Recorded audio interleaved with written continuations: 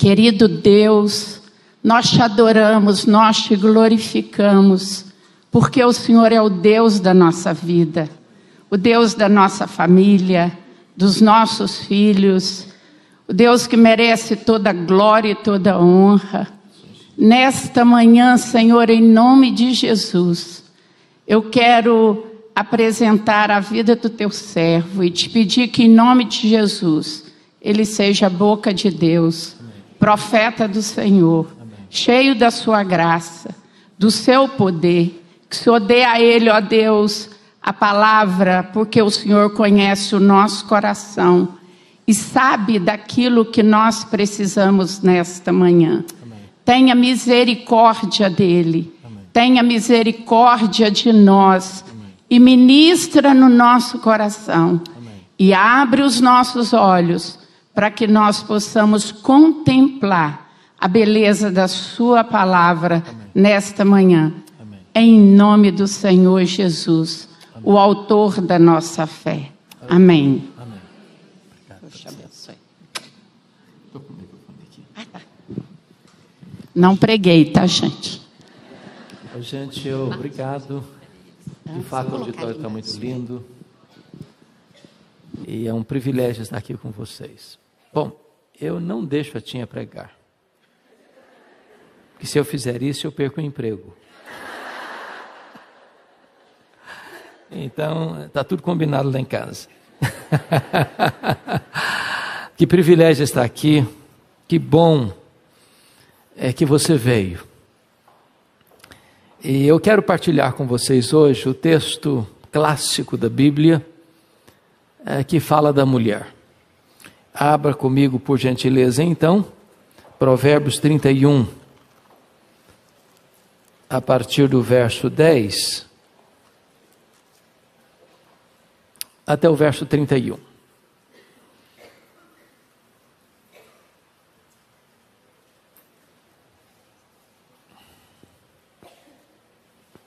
Gostaria muito de permanecer aqui com vocês hoje, ouvir Marlene, Karina e outras irmãs que vão ter a palavra, mas eu tenho um encontro semelhante a esse daqui a pouco em Campinas. Então vou ter que, depois da minha fala, viajar para Campinas.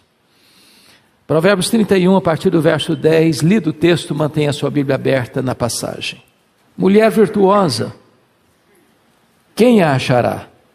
O seu valor muito excede o de finas joias. O coração do seu marido confia nela, e não haverá falta de ganho. Ela lhe faz bem e não mal todos os dias da sua vida. Busca lã e linho, de bom grado trabalha com as mãos, é como um navio mercante, de longe traz o seu pão, ainda à noite já se levanta e dá mantimento à sua casa e tarefa às suas servas. Examina a propriedade e adquire, e planta uma vinha com as rendas do seu trabalho. Cinge os lombos de força, fortalece os braços. Ela percebe que o seu ganho é bom, a sua lâmpada não se apaga de noite. Estende as mãos ao fuso, mãos que pegam na roca. Abre a mão ao aflito e ainda a estende ao necessitado. No tocante à sua casa, não teme a neve, pois todos andam vestidos de lã escarlate. Faz para si cobertas, veste-se de linho fino e de púrpura. Seu marido é estimado entre os juízes, quando se assenta com os anciãos da terra. Ela faz roupas de linho fino e vende-as e dá cinta aos mercadores. A força e a dignidade são os seus vestidos, e quanto ao dia de amanhã, não tem preocupações. Fala com sabedoria, e a instrução da bondade está na sua língua. Atende ao bom andamento da sua casa, e não como o pão da preguiça. Levantam-se seus filhos e lhe chamam ditosa. Seu marido a louva dizendo: muitas mulheres procedem virtuosamente, mas tu a todas sobrepujas. Enganosa é a graça e vã a formosura, mas a mulher que teme ao Senhor, essa será louvada. Dai-lhe do fruto das suas mãos, e de público a louvarão as suas obras. Amém. Bom, esta é a moldura. E dentro dessa moldura você vai colocar o seu retrato.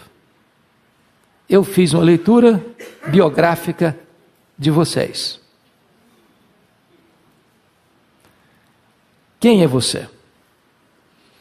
E aqui essa mulher é apresentada a nós na sua beleza máxima, na sua eloquência indescritível, nas suas diversas relações. E a primeira relação que é destacada dessa mulher é a relação dela com o seu marido. Tudo começa aqui, com o casamento. Não tem família sem casamento. Tudo decorre dessa primeira relação. Então, como é que é a relação dessa mulher com o seu marido? Vejamos, versículo 11. O coração do seu marido confia nela. Ela é uma mulher confiável. Ela é íntegra. Ela não tem nada oculto ou escondido. Ela vive na luz. A relação é pautada pela confiança. Isso é a base, isso é o alicerce. Não há relação conjugal sem esse fundamento, confiança. Mas vejam vocês, no verso de número 12, que há duas coisas mais a acrescentar na relação dessa mulher com seu marido. Ela lhe faz bem e não mal. Ela é abençoadora. Tem mulher que faz mal. Transtorna a vida do marido. É um pesadelo na vida do marido. A Bíblia chega a dizer que é melhor morar no deserto que com a mulher rixosa, ou no sótão do que com a mulher ranzinza. Isso me faz lembrar a história do 16º presidente dos Estados Unidos, o maior estadista americano, Abraham Lincoln. Os biógrafos dele dizem que a maior tragédia na vida de Abraham Lincoln não foi o seu assassinato, foi o seu casamento com Mary Todd Lincoln. Ela era uma mulher de fato ranzinza, ela aprontava confusão com ele todo dia. Às vezes, até nas reuniões com os seus ministros de Estado, ela o chamava de apelidos horríveis, e o mais bonito era macaco, e jogava café quente no rosto dele. Ele tinha um hábito, um hobby, ele gostava de reuniões até as altas horas da madrugada. Obviamente ele não gostava de reuniões até as altas horas da madrugada, o que ele não aguentava era voltar para casa. Então, essa mulher faz bem e não mal ao seu marido. A segunda coisa, a parte B do verso diz assim: todos os dias da sua vida. O que significa isso? Uma mulher emocionalmente estável. Porque há pessoas que fazem bem um dia e mal o resto da semana. Um dia está muito bem, outro dia está muito mal. Oscila demais, é uma gangorra emocional.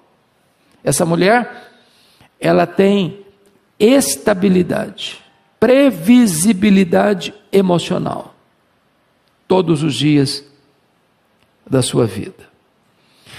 Qual é o resultado disso? Você vai perceber que, como ela trata bem seu marido todos os dias, e ela tem essa estabilidade emocional, ela é uma mulher confiável. O resultado é que esse marido, versículo 23, é estimado entre os juízes, quando se assenta com os anciãos da terra. O que acontece dentro de quatro paredes de uma casa vai refletir na vida profissional deste homem lá no mercado de trabalho. Imagine você um homem, eu estou falando, porque aqui a base é a mulher, se fosse falar para homem eu estava falando invertido.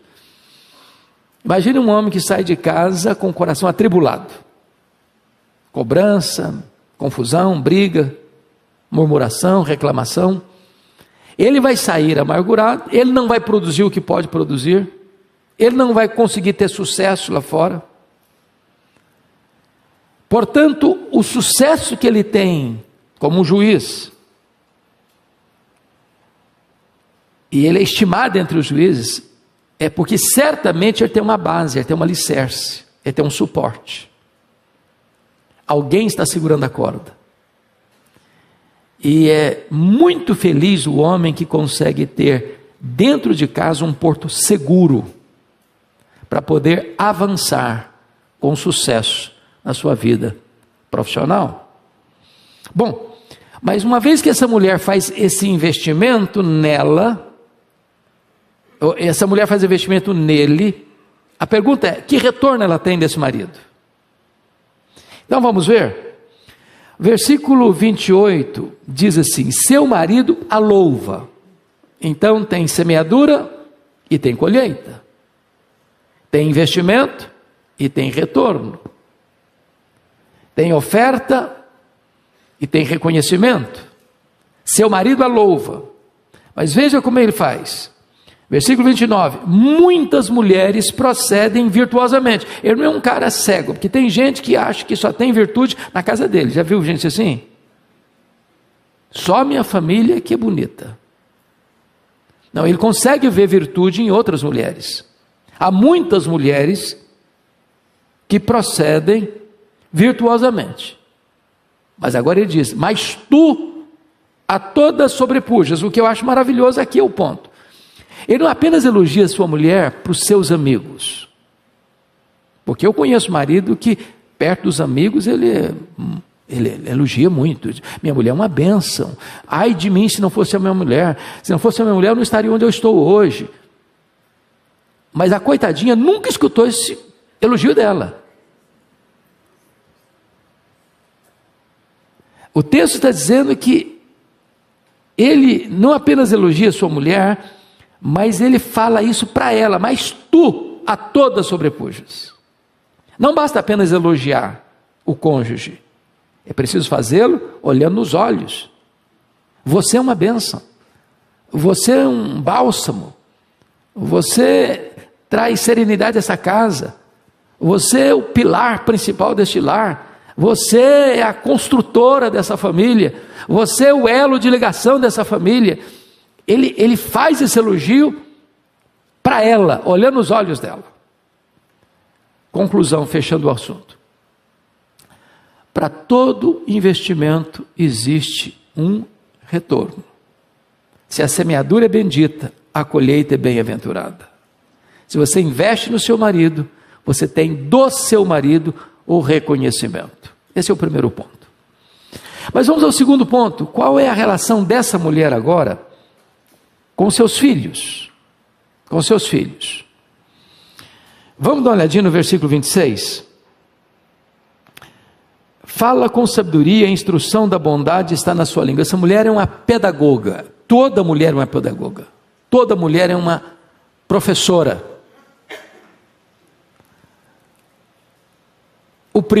A primeira professora que alguém tem na vida é a mãe. É a mãe. Os filhos aprendem a falar, a andar, via de ré com a mãe. Mas aqui há destaque. Primeiramente ela fala com sabedoria. O que é sabedoria? Sabedoria é olhar para a vida com os olhos de Deus. Literalmente significa isso, olhar pelas lentes de Deus, pela visão de Deus, pela perspectiva de Deus. Então, a fala dela é uma fala afinada com o propósito de Deus. Ela conhece a Deus e os valores que ela passa para os filhos são os valores de Deus. Mas em segundo lugar, a instrução da bondade está na sua língua. Bondade é um termo muito lindo na Bíblia, porque só tem um homem na Bíblia que é chamado de bom. Alguém lembra? Barnabé. Só Barnabé na Bíblia é chamado de bom, exceto Deus. Só Deus é bom, Jesus disse. Quando o moço rico, chamou Jesus de bom, ele falou, só tem um que é bom, que é Deus. Mas a Bíblia diz lá em Atos 11:30 que Barnabé era um homem bom, cheio do Espírito Santo e de fé. Por que Barnabé era um homem bom? Você vai ver que sempre que Barnabé se relaciona, ele se relaciona pensando no outro. Ele investiu em Saulo de Tarso, ele investiu nos pobres de Jerusalém, ele investiu depois em João Marcos. Quando diz que a instrução da bondade está na sua língua, essa mãe é uma mulher que quer o bem do filho, ela investe no filho, ela está pensando no crescimento do filho, no amadurecimento do filho, em que esse filho seja alguém que tenha valores e princípios na vida. Ela não apenas ensina, ela ensina com sabedoria, ela ensina com bondade. Bom, vamos ver agora o retorno. Ela tem reconhecimento? Então vamos ver. Versículo 28. Está escrito assim: levantam-se seus filhos. Eu gosto desse ponto, porque ela tem mais de um filho, não é filho único aqui no caso. E um dos grandes riscos para quem tem mais de um filho, 2, 3 e etc. Há poucos dias eu conheci uma mulher que teve 24 filhos. Eu fiquei pasmo. Eu acho que ela devia misturar os nomes. Ô João, não João, é o José, não José, é o Antônio. E aquela confusão toda. O grande problema, às vezes, de muitas famílias é que se dedica mais tempo a um filho do que a outro, se demonstra mais amor a um filho do que a outro, ou dá mais privilégios a um filho do que a outro. Como aconteceu na casa do irmão Isaac e da irmã Rebeca. O Isaac gostava mais do Esaú, a Rebeca gostava mais do Jacó, e essa família jogou um filho contra o outro. Então, os filhos são diferentes, mas eles precisam receber o mesmo afeto. E receber o mesmo afeto, às vezes, é coisa diferente, porque tem filho que você fala para ele, você não precisa falar a segunda vez, falou a primeira, já valeu. Tem outro que você fala 10 vezes e você tem que repetir mais um pouquinho. Tem filho que basta você olhar para ele, já entendeu. Tem outro que você grita e ele não entende. Tem filho que você bota na mesma escola, talvez até na mesma classe, um tira 10, o outro tira 7. Você pode cobrar o mesmo empenho, mas você não pode cobrar o mesmo desempenho. Porque às vezes o que tirou 10 estudou apenas meia hora, o que tirou 7 estudou 3 horas, ralou e tirou 7. Então você não pode comparar filho. Não pode comparar filho. Agora, quando diz aqui, levanta os seus filhos, significa que essa mãe tem a mesma admiração, o mesmo respeito de todos os filhos. E o que os filhos dizem? Levanta os seus filhos e lhe chamam ditosa. A palavra ditosa significa feliz. Notinha de rodapé. Pergunta assim, para ninguém levantar a mão. Só para responder no coração. Seus filhos que veem você, que olham você, que acompanham você, que observam você, podem dizer isso a seu respeito? Mamãe é uma mulher feliz.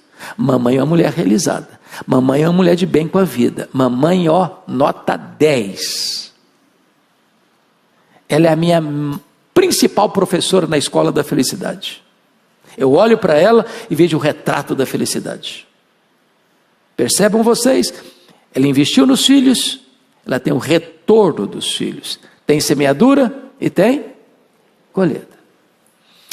Terceiro lugar, vamos ver a relação dessa mulher com ela mesma. Com ela mesma, essa mulher no espelho. Então vamos dar uma olhadinha no versículo 17. Cinge os lombos de força e fortalece os braços. Numa linguagem bem brasileira e bem contemporânea, eu acho que essa mulher aqui era uma mulher que vivia na academia. Bom, mas a academia aqui pode significar o seguinte: você cuida do seu corpo. E você deve cuidar do seu corpo por 2 razões. Primeiro, por você mesma. Aliás, por 3 razões. Segundo, porque o seu corpo é templo do Espírito Santo, por causa de Deus. Terceiro, porque seu marido está de olho em você.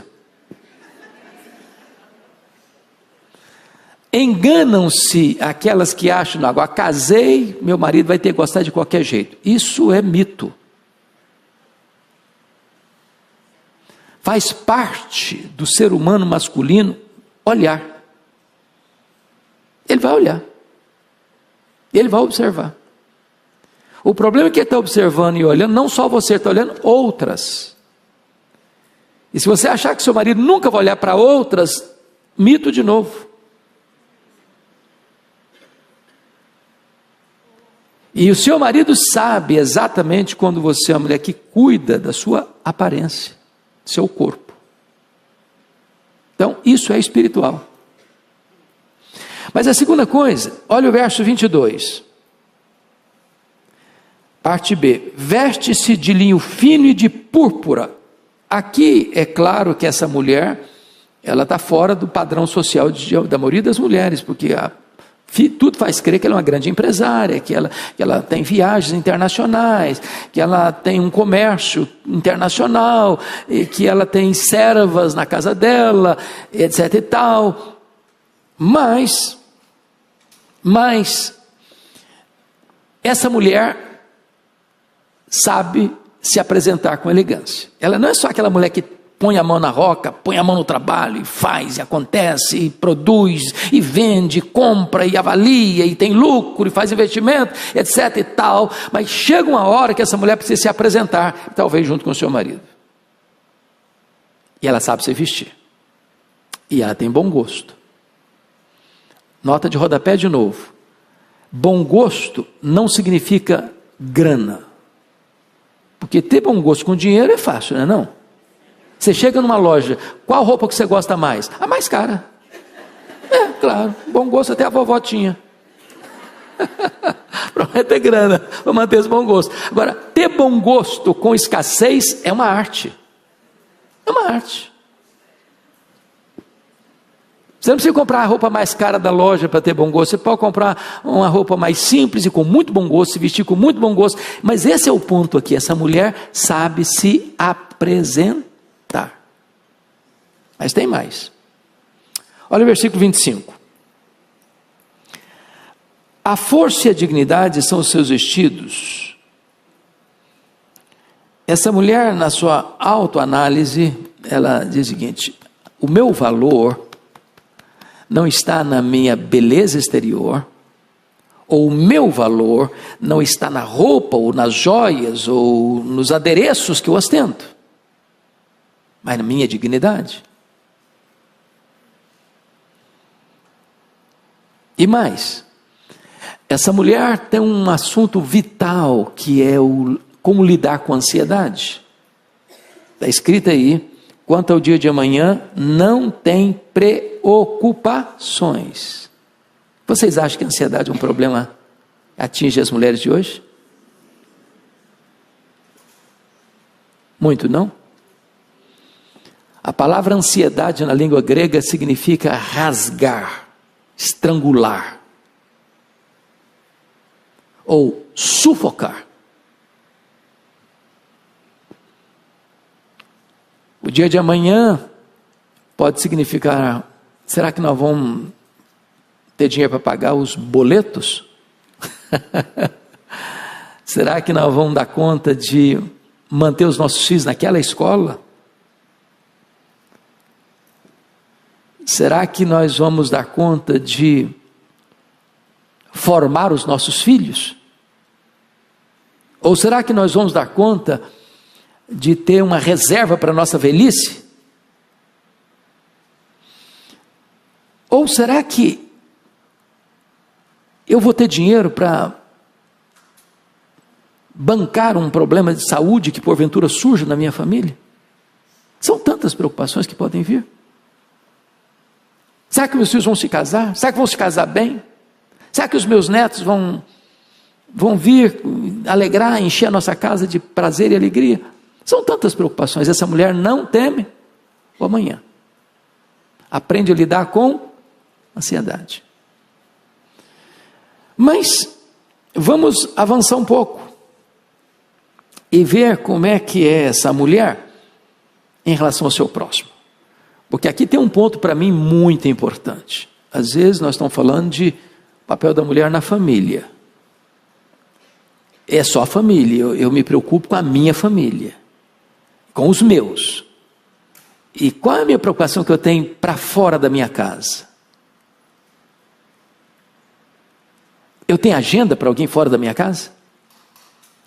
Todo o dinheiro que entra na conta da família é só para a família, ou tem alguma coisa destinada para alguém que está ao redor, passando uma necessidade? Então vamos dar uma olhadinha qual é a relação dessa mulher agora. Primeiro com o marido, segundo com os filhos, terceiro com ela, agora com o próximo. Olha o verso 20 comigo. Abre a mão ao aflito e ainda a estende ao necessitado. Tem duas coisas aqui. Aflito, irmãos, não é só gente precisando de comida e roupa. Aflito pode ser a pessoa mais rica do que você, mais abastada do que você, mas está com o coração em trapos, ferida, machucada. É uma mulher que tem coração aberto para ajudar as pessoas, aconselhar as pessoas, consolar as pessoas. Você tem agenda para isso? Você tem coração aberto para isso? Segunda coisa, por gentileza, olha a parte B do versículo 20.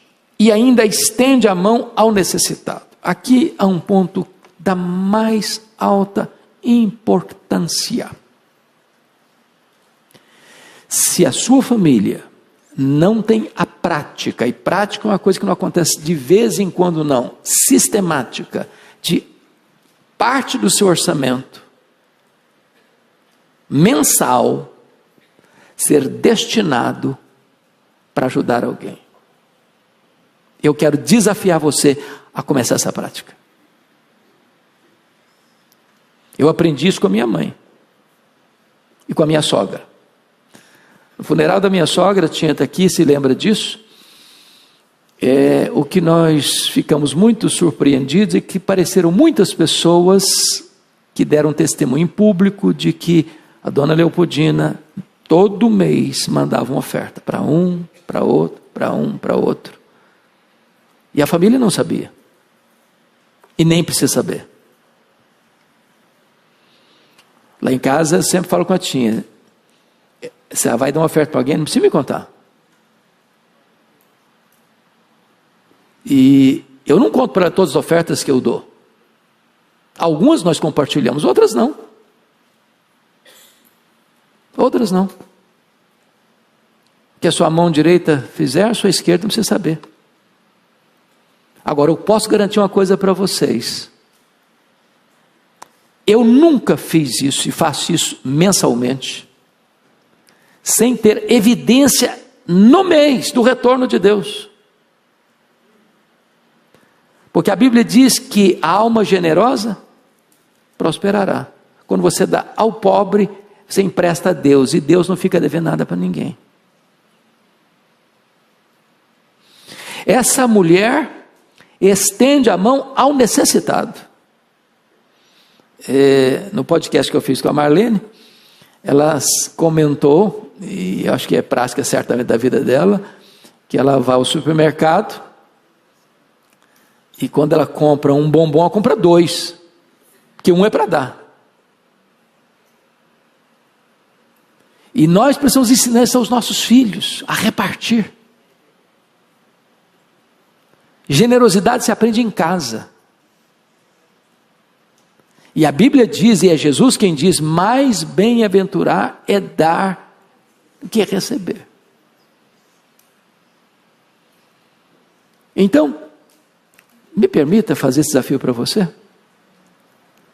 Este mês você vai reservar um valor que Deus vai botar no seu coração, esse mês.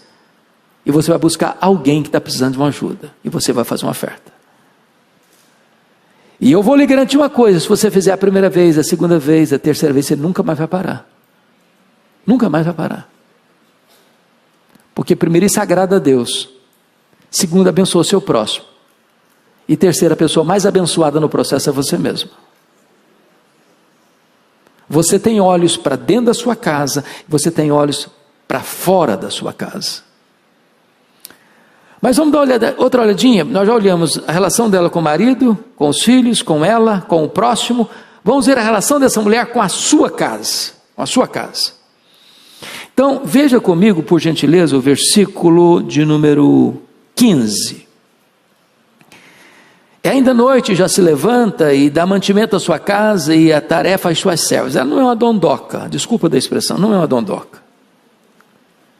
Que levanta 10 horas da manhã.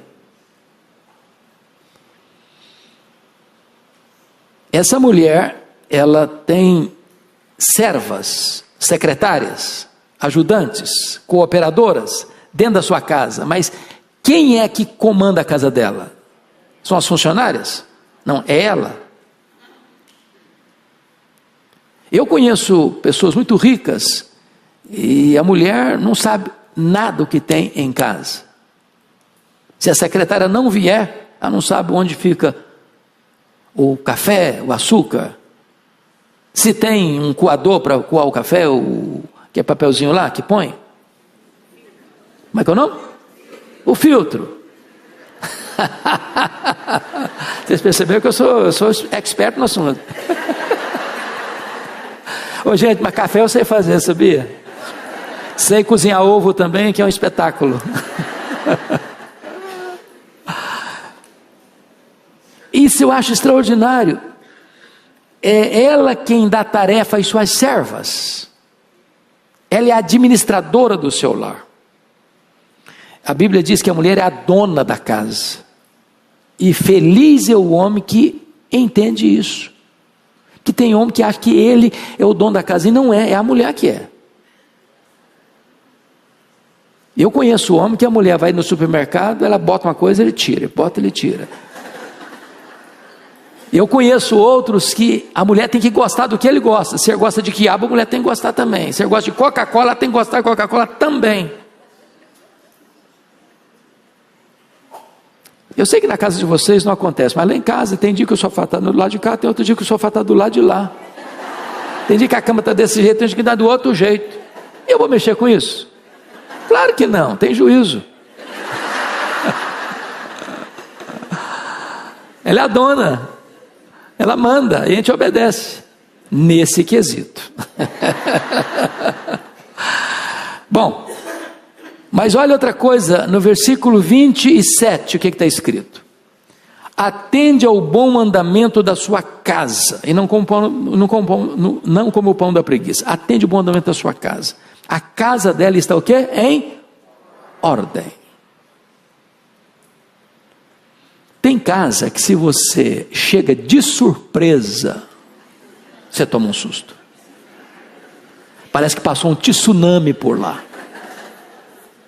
Tem casa que se você abrir o guarda-roupa tem um acidente doméstico.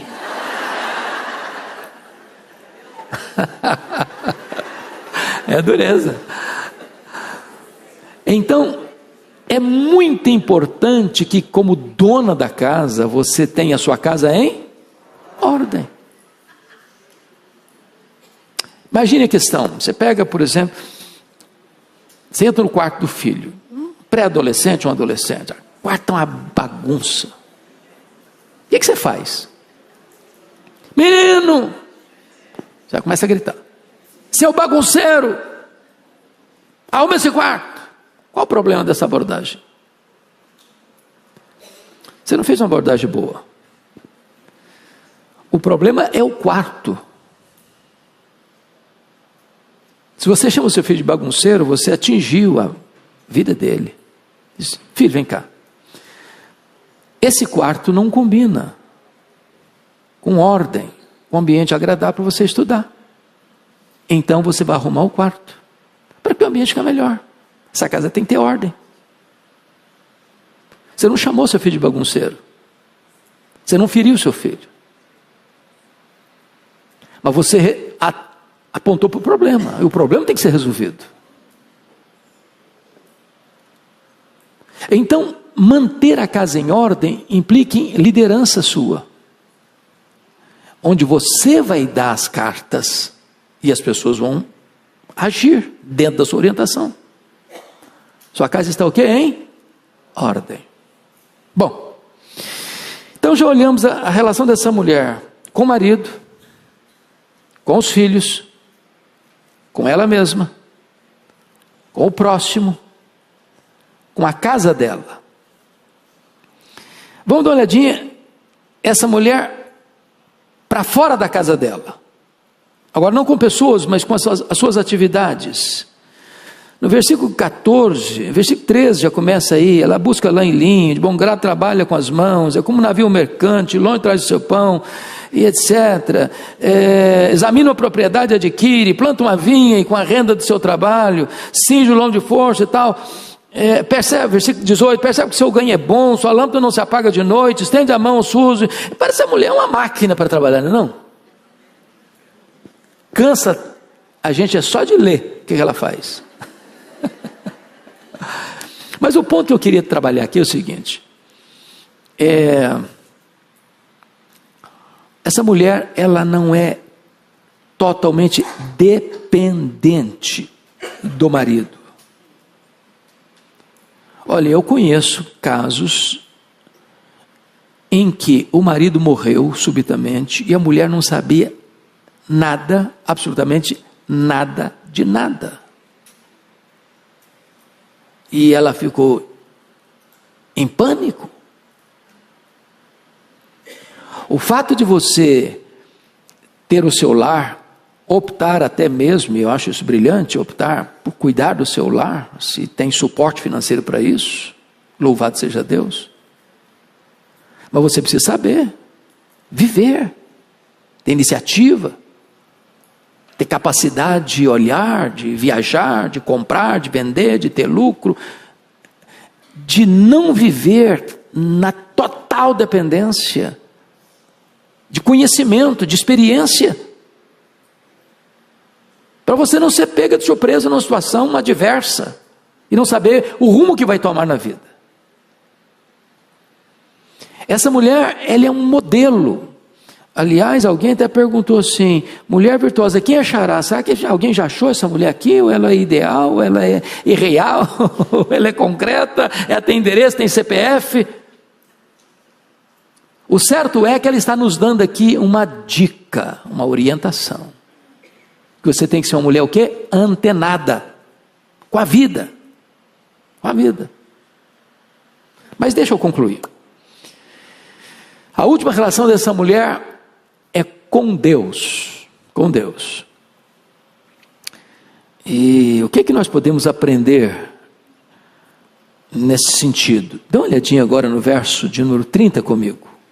30. Enganosa é a graça, e vã a formosura, mas a mulher que teme ao Senhor, ela será louvada. O que isso está querendo dizer é o seguinte: a mulher é a mais linda de todas as criações de Deus. Não estou querendo encher a bola de vocês não, isso é um fato. Quando Deus foi criar o homem, Ele botou a mão no barro. Quando Deus foi criar a mulher, usou uma matéria-prima melhorada. Tirou do osso. É por isso que alguém diz aí que a mulher é um osso duro de roer.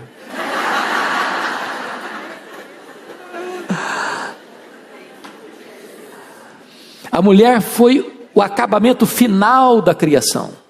Depois que Deus criou a mulher, não criou mais nada. Cessou, acabou, concluiu. Porém, em sendo não só a obra-prima da criação, a conclusão da criação, o fecho da criação, a mulher tem uma beleza física incomparável. A mulher tem uma beleza que é dela e só dela. A beleza do homem na força talvez, mas me desculpem os homens, nós bonitos assim de aparência só pela fé. Agora essa beleza não pode ser a base da sua vida. Você pode ser uma Miss Universo. O tempo é implacável. O tempo vai esculpindo algumas rugas no nosso rosto indisfarçáveis. Vocês são mais inteligentes, driblam isso bem melhor com um bom cosmético. Às vezes acorda de manhã um caos. Bom cosmético vira um cosmos. Daqui a pouquinho uma cirurgia plástica ajuda muito. Mas chega uma hora que ainda que o famoso cirurgião plástico Pitangui ressuscitasse dentre os mortos, não tem mais jeito. As pernas ficam bambas, os joelhos trôpegos, as mãos descaídas, os olhos embaçados. E diz os entendidos que cada fio de cabelo branco que brota na sua cabeça é a morte chamando você para um duelo. Eu acho que tem uma exército acampado ao meu redor, não estou muito importando com isso.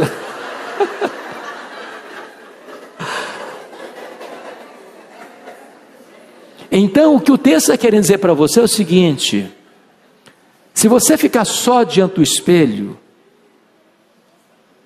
e não cuidar da sua alma, desse ser interior, você vai se frustrar. Vai se frustrar. E o que o texto diz é assim: enganosa é a graça e vã a formosura. Ela tem prazo de validade. Obviamente isso não significa que uma pessoa idosa não seja bela. Me permita, Marlene, dizer: você é uma mulher muito bonita, do topo dos seus 80 anos. Tem razão ou não tem? A beleza tem suas diferenças. Para cada fase da vida tem sua beleza. Você não vai entrar numa passarela para concorrer a Miss Universo com os seus 70, 80 anos. Mas você vai olhar essa beleza que se mistura com a beleza interna, com a beleza externa, e você tem que ser feliz. Feliz, de bem com a vida, de bem com você mesmo, de bem com o espelho. E com a promessa maravilhosa que nós vamos ter o corpo da ressurreição, e o corpo da ressurreição não vai brigar nem com a balança nem com o espelho. A mulher que teme ao Senhor, essa será louvada. Você já viu mulheres belíssimas que cometeram suicídio? Porque se basear toda a segurança da vida na beleza física, é um fundamento muito frágil. Muito frágil. Bom, deixa eu concluir então minha fala. Esse texto retrata para nós, diante desse investimento dessa mulher, no marido, nos filhos, nela mesma, no próximo, na casa dela, fora da casa dela, na relação com Deus, que tudo isso traz um retorno para ela, de reconhecimento. De quem ela tem reconhecimento? Primeiro, ela tem reconhecimento do marido. Seu marido a louvou dizendo: muitas mulheres agem virtuosamente, mas tu a toda sobrepuja. Segundo, ela tem reconhecimento dos filhos. Versículo 28, levantam-se seus filhos e dizem: mamãe é uma mulher feliz. Terceiro, ela tem reconhecimento de Deus. De Deus. Versículo 30, a mulher que teme ao Senhor, essa será louvada. Quarto, ela tem reconhecimento das suas obras. Versículo 31, dai-lhe do fruto das suas mãos, e de público a louvarão as suas obras. Talvez as obras foram feitas em secreto, longe dos holofotes, mas o elogio, o reconhecimento vai ser público, notório. Toda semeadura tem uma colheita, da mesma natureza, da mesma natureza. Então fica a pergunta no ar do verso 10. Fique de pé e leia em voz alta comigo o verso 10. Oi Marlene, pode ficar sentadinha, princesa? Fica você sentadinha. Versículo 10, vamos ler todas juntas? Vamos lá, todos nós. Mulher virtuosa, quem a achará? O seu valor muito excede o de finas joias. Você é essa mulher. Louvado seja Deus. Vamos orar.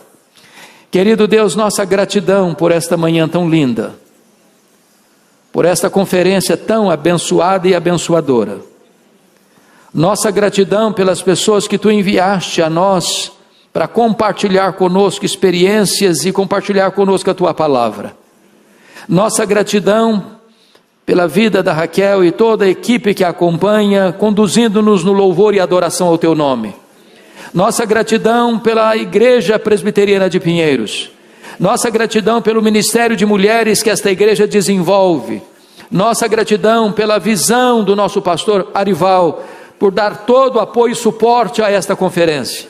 Nossa gratidão por todos os irmãos e irmãs que na equipe de apoio têm estado aqui, meu Deus, para Te servir e servir essas irmãs que aqui vieram. Nossa gratidão por todas as mulheres que Tu mesmo enviaste para cá, para esta conferência. receba o nosso tributo de gratidão e de louvor, e permita, meu Deus, que estas verdades que emanam das Escrituras possam balizar a nossa vida, edificar o nosso coração, estabelecer a nossa casa e abençoar a nossa família. Nós oramos com gratidão em nome de Jesus. Aleluia. Amém. Deus abençoe, minhas irmãs. Um abraço.